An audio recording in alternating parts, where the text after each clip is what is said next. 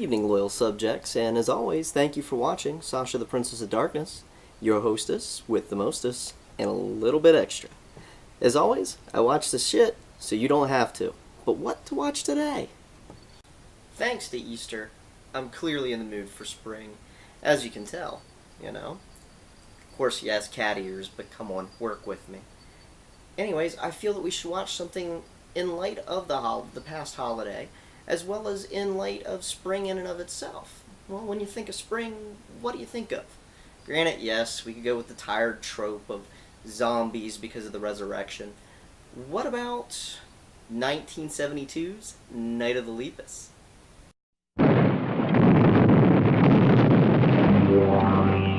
What happened that night science made its greatest mistake? What unknown terror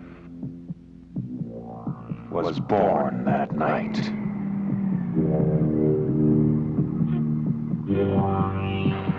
What is the terrifying mutant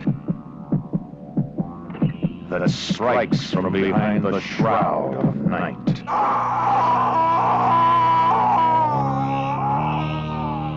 That night. That night of the Lepus.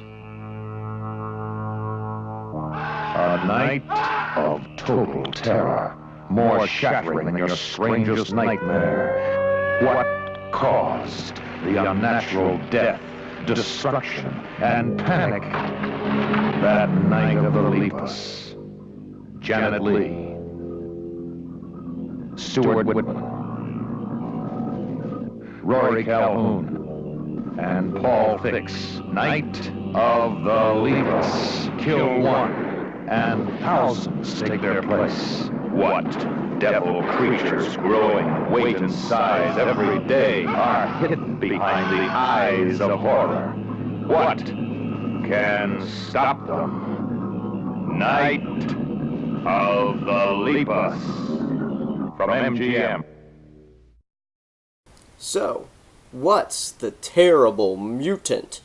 What can cause a grown man to give this kind of Oscar-caliber scream? Psst. Let me tell you. I've got a theory, it could be bunnies. I've got a 500 cute like everybody supposes. They got them hoppy legs and twitching little noses. And what's with all the carrots? What do they need such good eyesight for anyway? Bunnies, that must be bunnies. No, I'm serious. Dead serious. Giant, killer, mutant rabbits. Which were the result of a failed experiment to reduce their population. Yeah, it's kind of a fuck up. But giant critters, and no, not these guys. Trust me, we'll get to those guys soon enough. But giant animals wasn't abnormal during this time period to be seen in drive-ins or your local grindhouse, especially with all the Burt I. Gordon flicks running rampant, such as Food of the Gods and Empire of the Ants. Sure, the film's plot seems a bit ridiculous. Giant killer rabbits terrorizing a Midwestern town and its ranchers due to science run amok. Can't get more crazier than that, but it's better than the novel that it's based on. Year of the Angry Rabbit by Russell Brandon, circa 1964. The book tells the tale of giant nuclear mutated rabbits that threaten Australia while the Prime Minister uses a biological weapon to dominate the world. What?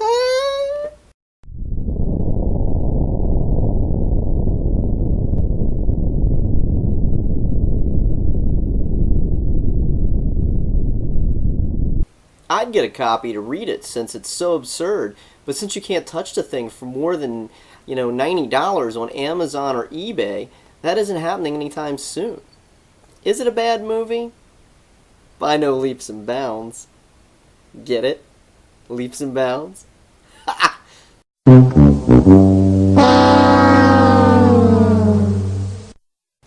With a great cast like DeForest Kelly, aka Bones, McCoy from Star Trek, another Star Trek alum Paul Fix, Janet Leigh, the original Scream Queen from Psycho, Rory Calhoun of Hell Comes to Frogtown and Motel Hell, not to mention a Western director with over 55 credits to his name, William F. Claxton, though clearly out of his element, but delivering a fresh take to the nature runs amok genre.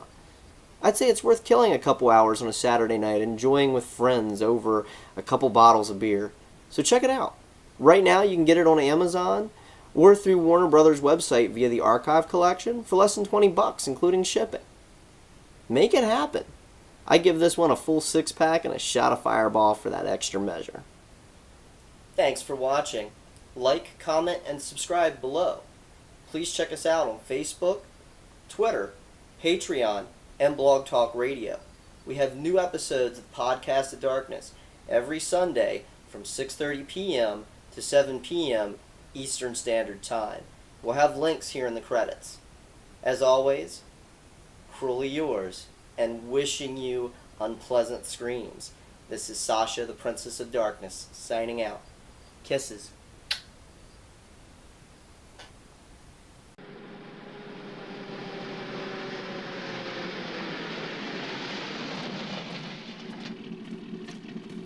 What's the trouble? If I told you, Father, you'd think I'd been drinking. But I need your help. Well, get in. Thank you.